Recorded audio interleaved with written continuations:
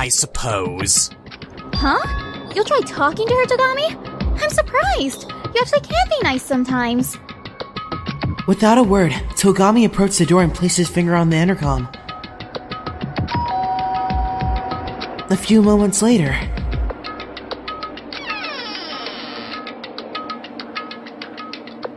Leave me alone! For God's sake, Togami! It's Togami. I'm so sorry. I couldn't keep our promise. You don't need to worry. I won't let Bray free. I won't let Genocider Shou run free anymore! And then she closed the door. Even Togami couldn't do it. There's nothing we can do about it. Let's get back to the investigation. Hold on a second. What did Fukawa mean by our promise? Promise? Hell if I know. Probably just another one of her delusions. But... I said I don't know! Let Asahina deal with Fukawa. Yeah, okay. I'll stay here and keep an eye on her. Let's go. Without even waiting for a response, Togami started walking away. Togami! I frantically pursued him. No matter how many times I tried calling to him along the way, he didn't so much as look back at me, let alone respond. He simply marched forward, not stopping until he reached his destination. The library. What are you waiting for? Go inside.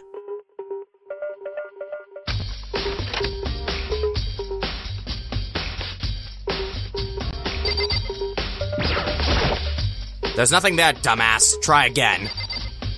Hey, is there really proof here that Genocider Shou is responsible for Fujisaki's murder? Don't make me repeat myself. As I recall, this door leads to... the archives, right? Go on in. So, the proof is here? You'll see. You'll all see!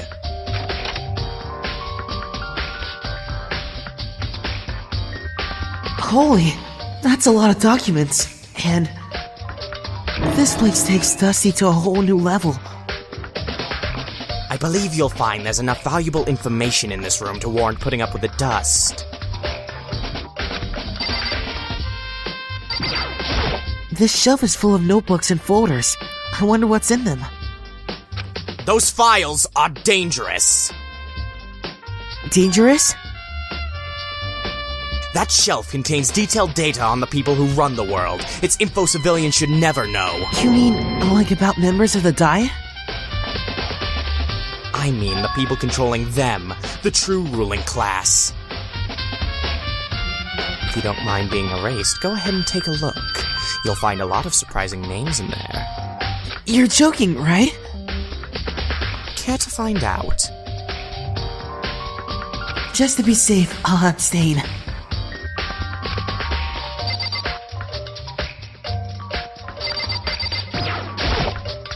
The shelf is packed edge to edge with files.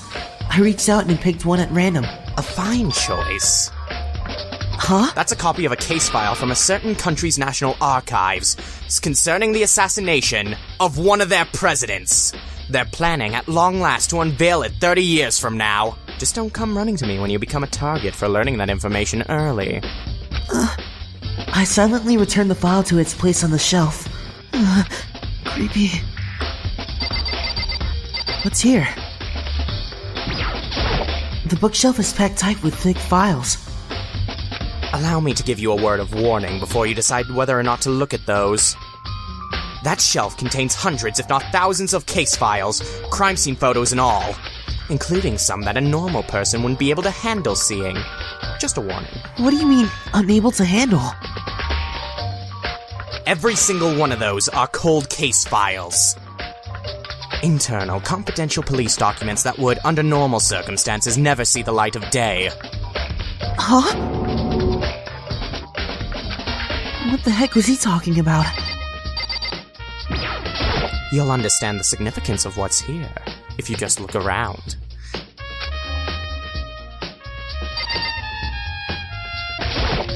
It's an empty wooden box. From the markings and the dust, I guess there used to be something in here. Do you know what used to be in this box? There was an extension cord there. I brought it to the library. An extension cord.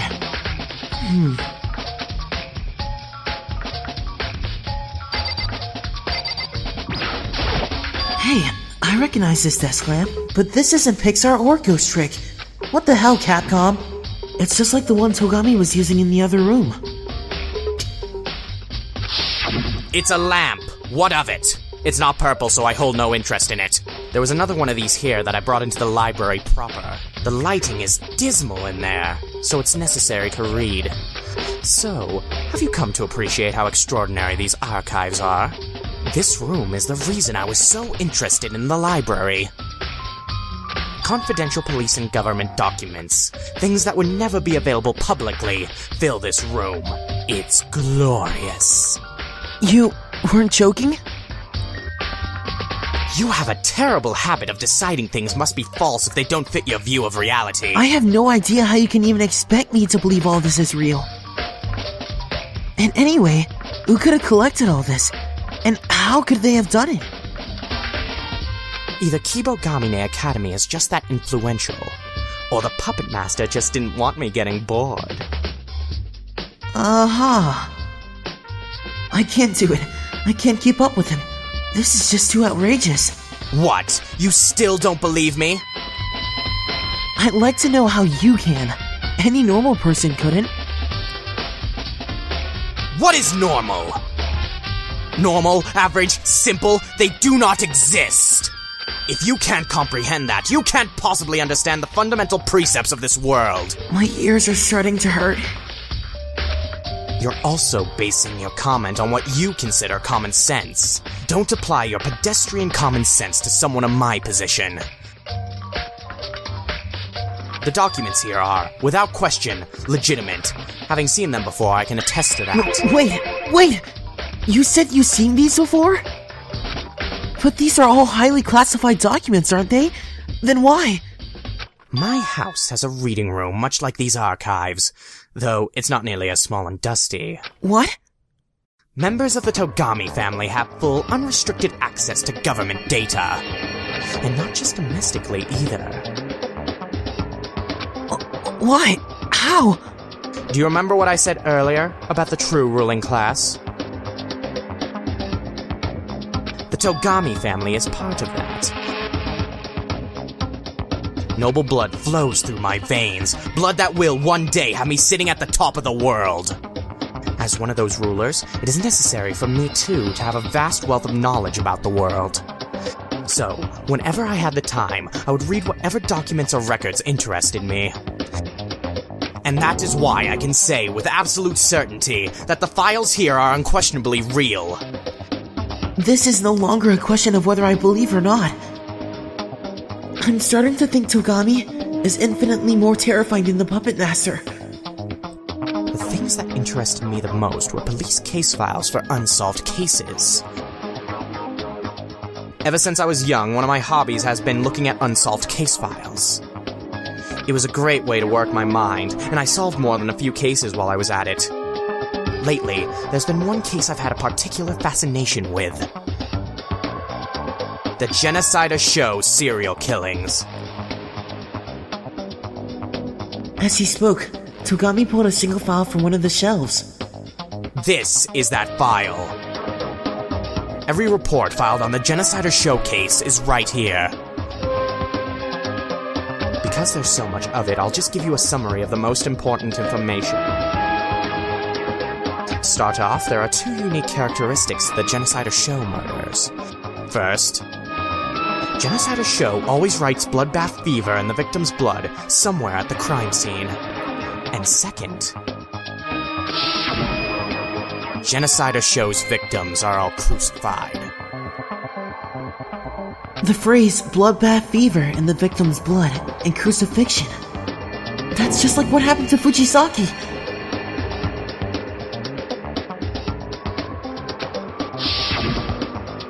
Hold your surprise. The most interesting part has yet to come. The second characteristic, that he crucifies his victims, is only known to those at the very highest levels of law enforcement. The media hasn't been given that information. What? What I'm saying is, his bloody calling card is public knowledge, and anyone can find out about it. But only the upper echelon of the police and Genocider Shou himself know about the crucifixions. Now, back to Fujisaki's body. She was, as I recall, propped up as if she had been crucified.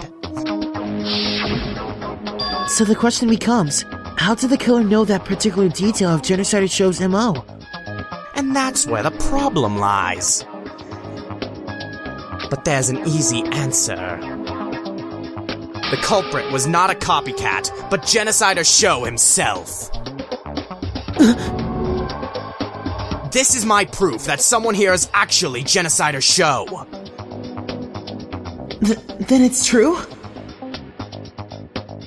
Someone here is a demented serial killer? This case has gotten rather interesting, hasn't it? Who would have expected we had an infamous homicidal maniac participating in the game? I suggest you look over the file yourself, Naegi. I'm sure you'll find plenty of useful information in it. If you come begging and crying, I'll consider showing it to you. Wait, huh? We're not done here yet. Now come and beg me for this file. Kiss my feet! Okay. Hey, Togami, do you mind if I take a look at that? The, Genocider Showcase file. You are neither begging nor crying, but I suppose I can let you off easy. You can look at it as much as you want here, but you cannot take it outside this room.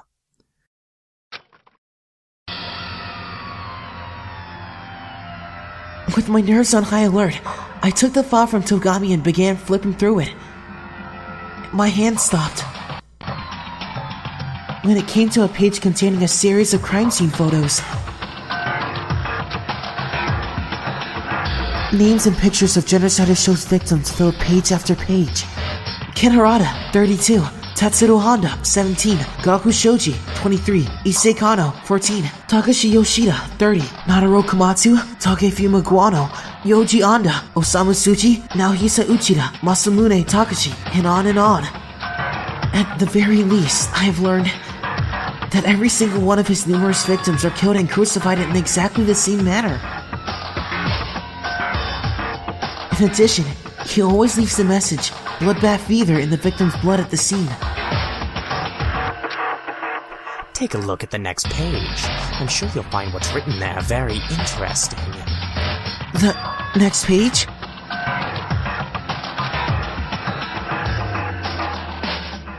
Suspect profile? Murders either occur late night on weekdays, or during the afternoon or evening on weekends. They most frequently occur in the early afternoon on weekends. Based on the above information, we believe the suspect is, with a high degree of probability, a student. Additionally, we have evidence showing the suspect remains at the scene for extended periods of time, and then flees from the scene in a panic, as there have been no reported sightings of the suspect. It appears he exhibits this peculiar behavior irrespective of any external influences. Based on this apparently illogical, inconsistent behavior, we hypothesize the suspect has a severe case of dissociative identity disorder? In short, they're saying it's possible Genocider Shou is someone who has multiple personalities. Multiple personalities? Like the sort of thing you see on TV? And once again, things have really started losing touch with reality. But everything else I've heard leading up to this has been far far more unbelievable. Does the fact that this doesn't seem quite so strange mean I'm becoming desensitized to absurdity? Alright then, let's get going. Huh? Get going? Going where? Out of here. We don't have any more business here. Hey, hold on a second! Togami! And yet again, I found myself chasing Togami as he walked off without me. Okay, well, I'm done with you now. I have other business to attend to before the class trial. Huh? Already? Oy vey, you thought we'd be together forever? Be in a relationship, go on a date, all that wonderful stuff? Spare me the imposing misunderstandings, would you? The rest of the investigation is on your shoulders. See you at the trial. Togami out, bitches. And with that, he disappeared from my sight. He recruited me out of the blue, and then he fired me just as suddenly. Part of me feels like I just got dragged around by the collar. But there's no denying that, thanks to him, I've gained a lot of valuable information. Genocider Shou, the villainous serial murderer responsible for Fujisaki's death, is apparently one of us. Somehow, I've got to figure out who that is. And to do that, there are a few places I need to go. First is the scene of the crime, the women's changing room. I should also check out the men's changing room. Next, some of the others might have some information I don't. So I should try talking to them too.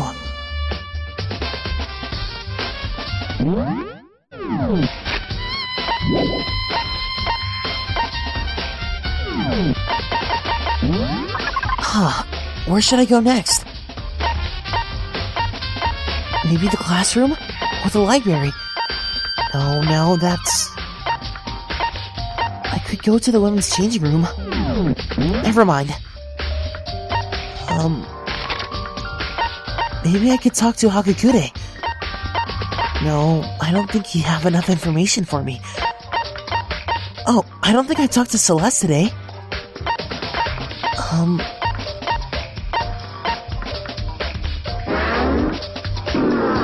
not sure. Whatever, I'll find out something.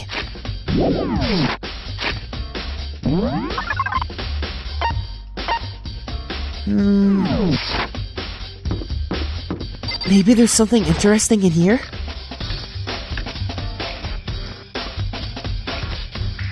Oh, it's Asahina! Asahina, hey! How's Fukawa doing? Nothing's changed. She's still refusing to leave her room, going on about genocider this, genocider that. So I just left and decided to go get some donuts instead. You just left her there? Things are so crazy around here, my head's spinning. So I thought I'd take a break and fill up. Expect me to be back there in like 2, 3, maybe 5 hours. A lot of donuts, okay? It's really hard to like Fukawa, but I can't help worrying about her. On a related note, what are you eating? Donuts, duh! Donuts? Was I supposed to know that? Weren't you listening to me? I just told you like a minute ago that I was having donuts. I'm willing to give God credit for inventing donuts in outer space, but that's about it. Is that so? I feel bad for her. I bet Fujisaki wishes she could have had more donuts. I wonder if I can send some to the afterlife for her. It's too bad. I wish I could have gotten to know her better. Do you know if there's anyone Fujisaki was close to? She was kind of a weirdo. She wasn't really good friends with any of the girls. It was like, I guess, like she was distancing herself from us. Oh yeah, Oogami said something to that effect too. She said you two invited her to come work out together, but she kept turning you down. Yep, and it wasn't just the two of us either. She kept her distance from all the other girls. You think she was just shy? I don't know. She was pretty comfortable talking to the guys. Shy around her own gender, but cool with the other? Doesn't that seem kinda weird? Hey, wait! Maybe she was one of those girls who liked being fawned over by guys. Can't judge a book by its cover. Her? An attention seeker? I have a hard time believing that.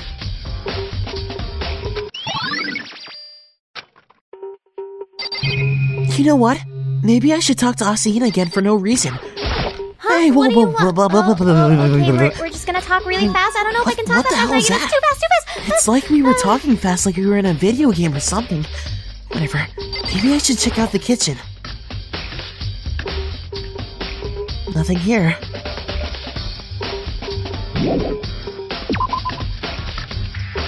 I guess I'll leave Asahina alone here. Where to now? Maybe I could find Celes? I haven't talked to her in a while.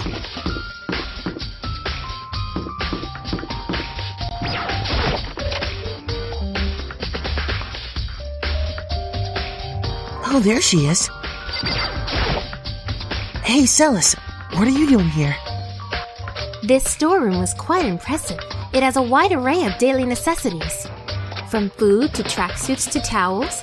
Really, just about anything you could hope for. More importantly, have you found anything of interest relevant to the murder? I had a feeling you were going to ask that. I was attempting to distract you by talking about the storeroom, but it seems my efforts were in vain. So, you do have something.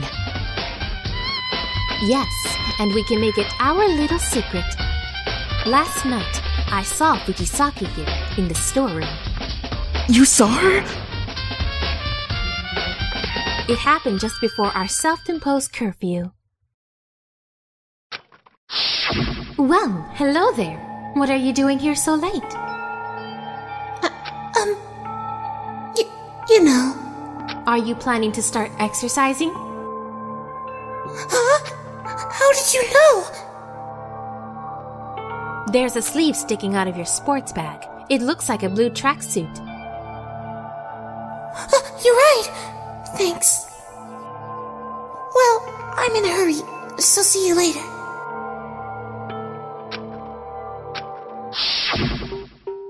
She quickly stuffed the sleeve back into her bag, almost like she was trying to hide it. And then she left. I was under the impression she was planning to begin working out the next morning. But it seems, in reality, she ignored curfew and went straight here. Bad things happen to those who break the rules. And she paid the price. So I guess my suspicions were correct. Fujisaki went to the women's changing room to work out in secret, which is why she went after curfew. But wait. We never found the sports bag or the tracksuit Celes said she saw her carrying. Does that mean the culprit disposed of them?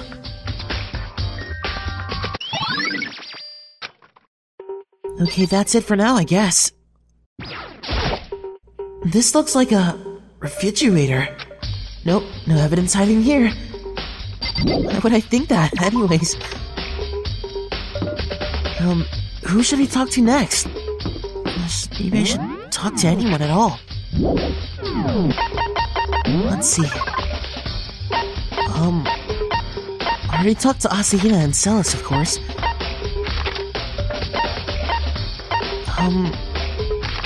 Maybe I could talk to Ishimaru? Or... Jeez, this map is weird. Okay, so...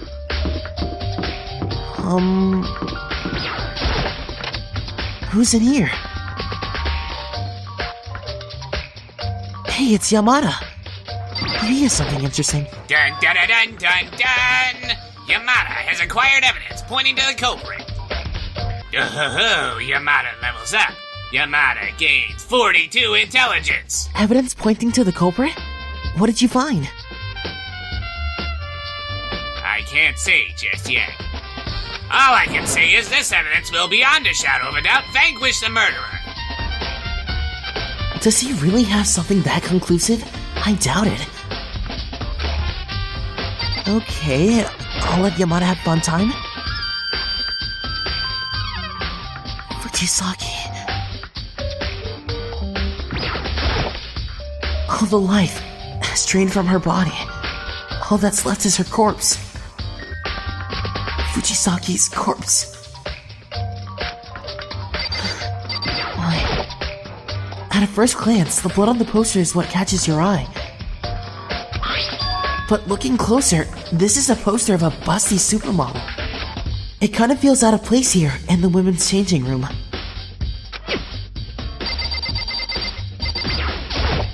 The phrase bloodbath fever is written on the wall in blood, just like Genocider Shou's murder cases.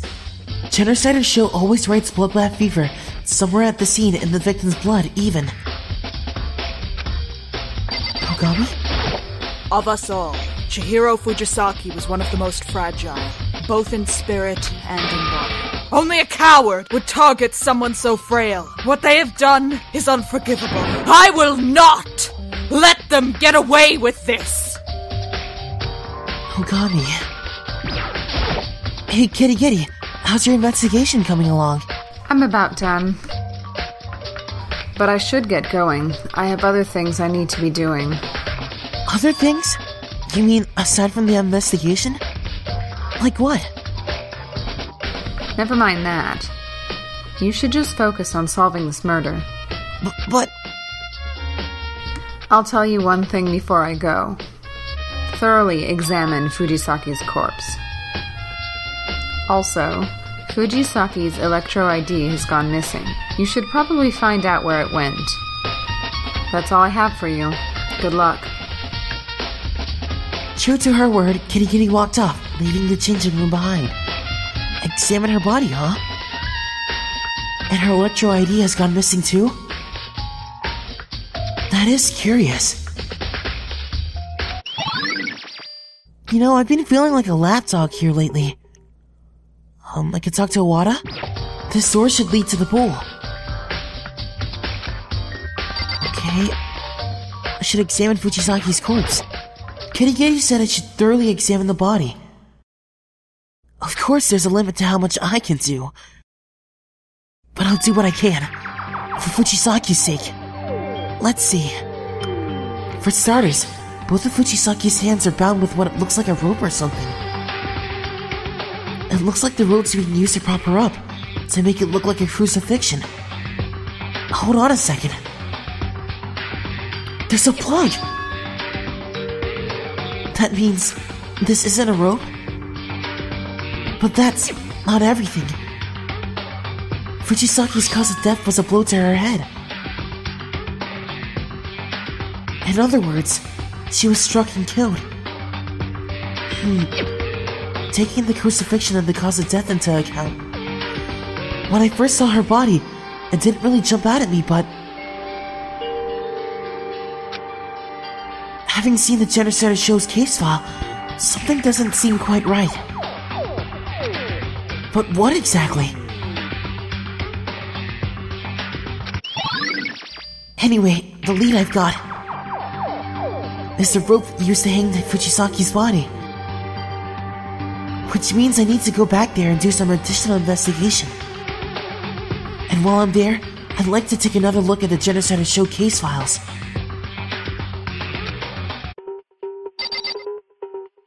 And that's about it. Let's go!